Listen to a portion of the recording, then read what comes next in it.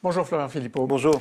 Le Front National a organisé ce week-end dans le Var une manifestation contre un meeting d'Emmanuel Macron pour protester contre ses propos à propos de la colonisation. Est-ce que c'est le rôle d'un parti politique de perturber comme ça les meetings de ses concurrents? Alors, premièrement, le Front National n'a rien organisé. Il y a une manifestation qui a été organisée, je crois, par un collectif de Pieds Noirs et le Front National, localement, a appelé à participer. Le but n'a pas été de perturber. Vous avez co-organisé, disons. Non, pas du tout. Nous avons participé à ce qui était organisé par une association. Le but n'a pas été de... Est-ce que c'est le rôle d'un parti politique de participer à une manifestation contre un autre candidat?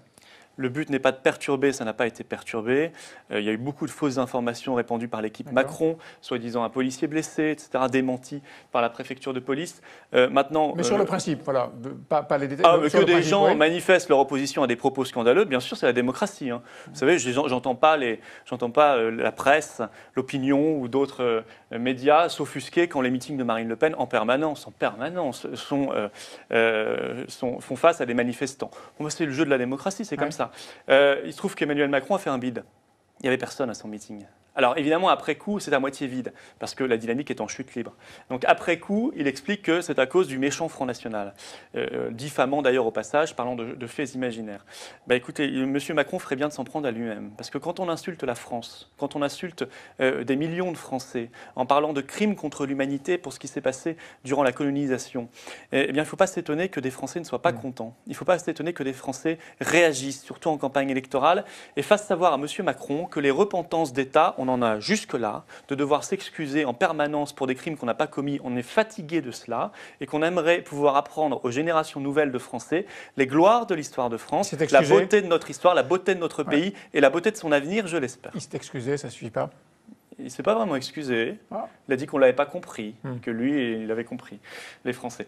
Mais écoutez, je pense que c'est un candidat qui est rattrapé par son absence de programme. Donc il est en train, dès qu'il ouvre la bouche, en réalité, il dit une bêtise, ou il dit quelque chose de contradictoire par rapport à ce qu'il disait il y a 3 mois, par exemple sur la légalisation du cannabis. Il essaie de pêcher des voix un peu partout, comme on l'a vu sur le mariage pour tous.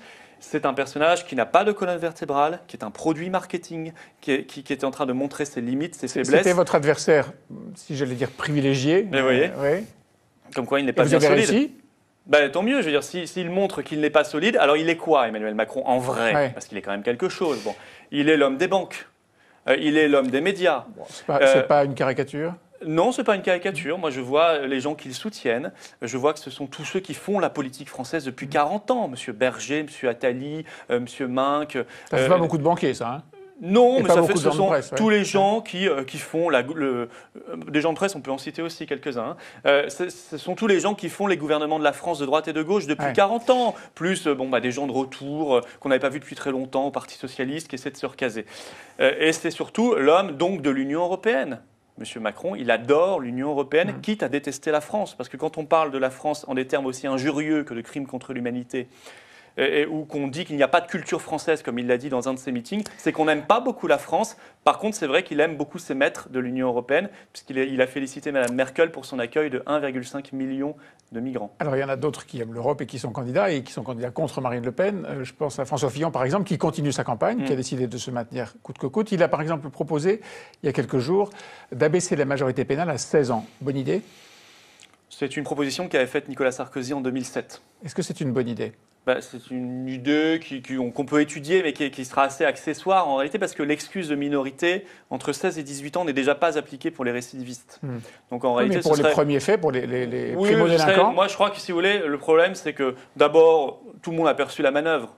Il refait une proposition que fait la droite depuis 10 ans sans jamais l'avoir une seule seconde mise en application, une proposition que lui-même rejetait il y a encore quelques mois, donc tout ça est quand même grossier.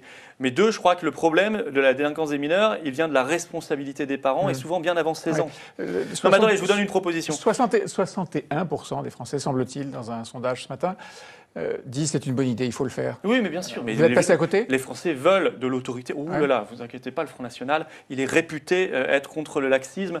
Et alors, donc, vous n'avez pas proposé ça. Est-ce que c'est une bonne idée? Et si oui, est-ce que vous je peux vous parler de mon programme ou celui du candidat de l'opinion? Non, je vais parler de mon programme. Donc nous disons, vous savez, la délinquance des mineurs commence bien avant 16 ans. Et donc, il faut responsabiliser les parents. Et nous proposons, c'est l'engagement 18 de Marine Le Pen, de supprimer les aides sociales pour les parents des mineurs récidivistes en cas de Les aides sociales pour les parents des mineurs récidivistes en cas de carence éducative manifeste. Parce que c'est un petit peu facile de toujours dire, de rejeter la faute sur la société. Moi, je crois qu'il faut d'abord responsabiliser les parents, aussi bien dans la délinquance des mineurs que dans les problèmes, notamment à l'école, de suivi scolaire. Sur la question de la délinquance des mineurs, M. Fillon serait un tout petit peu plus crédible si, durant son quinquennat de Premier ministre, il n'avait pas supprimé 12 500 postes de policiers et gendarmes, comme il l'a fait, et nous proposons d'en rétablir 15 000 sur le mandat. Il serait un tout petit peu plus crédible s'il n'avait pas fait voter les lois Dati, etc., qui sont des lois laxistes en matière pénale. On voit que c'est un candidat qui est en perdition, qui essaie comme cela de ressortir une promesse faite depuis 10 ans par la droite. Maintenant, je suis très heureux qu'on puisse revenir sur le fond de son programme, parce qu'il y a beaucoup à dire. Retour au peine plancher. Là aussi, oui, c'est dans le programme de Marine Le Pen, le retour au peine plancher, bien sûr. Mais on va parler de son programme, on va parler de ses liens avec AXA, qui peuvent expliquer, par exemple, qu'il veut détruire la sécurité sociale au bénéfice des grands assureurs et de M. Decastre. Vous m'avez proposé, il y a quelques minutes, de parler de votre programme. Voilà, on va en parler. Les taux d'intérêt se tendent, et il semble, en tout cas c'est ce qui ressort de ce milieu-là, que la perspective de l'arrivée au pouvoir de Marine Le Pen crée un petit peu d'inquiétude. Est-ce que c'est un sujet de préoccupation pour vous? Les taux d'intérêt montent dans le monde entier. Donc je sais que Marine Le Pen a une influence... Mais il s'écarte davantage en France du reste de la zone euro. Oui, mais l'opinion est un journal sérieux. Donc il sait, oui, normalement. Donc il sait que les taux, en fait, entre le spread de taux entre la France et l'Allemagne, l'écart de taux revient à son niveau de 2015 en réalité. Donc je ne savais pas que Marine Le Pen était présidente de la République en 2015. Bon, les taux d'intérêt montent un peu partout dans le monde, c'est vrai. Je crois que Marine Le Pen est une femme écoutée dans le monde, mais je ne pense pas qu'elle ait encore, là, comme dans son statut simplement de candidate à la présidentielle, une influence mondiale. Vous avez raison. Donc les taux montent notamment du fait de la politique américaine et du renchérissement du coût du pétrole. Maintenant, tous ceux qui vont essayer de faire peur, peut-être que dans certains journaux du grand patronat, on va essayer de faire peur. Peut-être qu'ailleurs aussi. Tous ceux qui vont essayer de faire peur comme ils l'ont fait avant le Brexit, je peux ressortir des éditos, des unes de presse de certains journaux du grand patronat, expliquant que ce serait l'apocalypse au Royaume-Uni, que ce serait la fermeture des... Enfin, pour l'instant, le Brexit n'est pas mis en place. Donc, mais le Brexit, vous tout savez, ne se passe pas extraordinairement bien non plus. Vous savez qu'il est anticipé. Ouais. Quand un grand groupe installe un siège social, comme l'a fait Google, comme le fait McDonald's ou d'autres groupes, 3 mois avant le déclenchement juridique d'une opération, vous savez bien que ce sont des financiers avertis, qu'ils anticipent ce qui va se passer. Donc ils ne le font pas par hasard. Donc en réalité, moi je vois un Royaume-Uni qui a la plus forte croissance du G7. Je vois un Royaume-Uni qui a un taux de chômage sous les 5% et qui est en baisse, qui continue de baisser. Je vois un Royaume-Uni où les salaires augmentent beaucoup plus vite qu'en France et dans la zone euro. C'est tout sauf un pays qui vit une situation d'apocalypse financière comme les mêmes qui aujourd'hui nous promettent l'apocalypse en cas de victoire de Marine Le Pen, expliquaient que ce serait l'apocalypse en cas de Brexit. Alors, en cas Tout de ça, ce sont des Marine menteurs et des gens qui défendent leurs intérêts. En cas de victoire de Marine Le Pen, référendum sur le retour à une monnaie nationale, la souveraineté de sa monnaie? Non, référendum sur notre appartenance à l'Union européenne.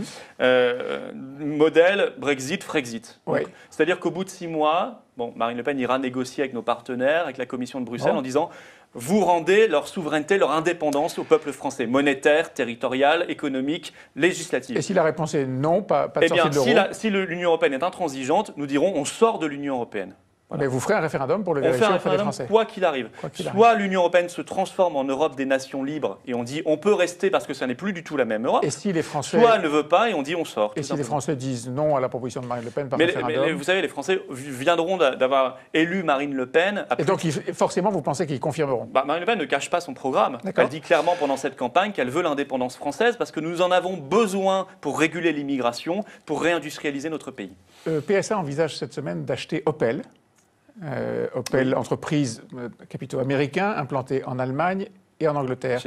Est-ce que si l'inverse était vrai, une entreprise allemande par exemple qui achète un grand constructeur français, vous diriez oui? Non. Non, il faudrait dire non, il faudrait bloquer. Et donc, vous Mais pensez qu'il faudrait... qu'une entreprise française achète une entreprise étrangère. Je ne comprends pas, donc il faudrait bloquer l'inverse. Ah oui, je suis français. D'accord. Ah mais moi, si les États-Unis ou l'Allemagne veulent réagir, c'est leur bon droit. Mais moi, en tant que Français, je suis très heureux qu'on achète une entreprise étrangère, mais si c'était l'inverse, je bloquerais. Et si l'Allemagne ou l'Angleterre Parce que je suis français, je ne suis pas un citoyen du monde. J'ai une position ancrée. Florent Philippot, si l'Allemagne, par exemple, bloque, vous direz, je comprends. Ce serait mieux qu'ils ne bloquent pas, mais je comprends. Je comprendrais qu'ils défendent leurs intérêts nationaux. C'est compliqué le nationaux. protectionnisme, hein? C'est pas compliqué du tout. Il suffit de se souvenir qu'on est français. D'accord. C'est pas très compliqué. Enfin, moi, ça ne m'est pas compliqué. Je m'en souviens tous les matins. Dès la première seconde où je me lève, je sais que je suis français, responsable politique et que je dois défendre les intérêts des Français. Mais maintenant, je suis pour la souveraineté de tous les peuples du monde. Donc, si les autres veulent défendre leurs intérêts nationaux, ils sont, à mes yeux, légitimes pour le faire. Réponse cette semaine. Merci, Florent Philippot. Merci à vous.